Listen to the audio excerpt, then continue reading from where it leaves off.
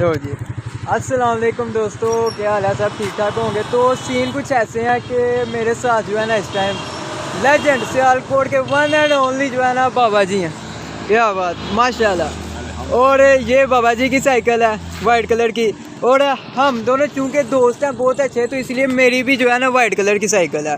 और ये एक वेला सा बंदा हमारे साथ, उसकी रेड कलर की साइकिल है। और ये हमारा जो है ना ये गलत बात है, ये गलत बात है, वेला नहीं हो। और हम सारे तीनों बड़ी रौनक लगी हुई है। हम जो है ना बहुत इंजॉय कर रहे हैं। और इस वक्त हम खड़े हैं मोतरा नहर में।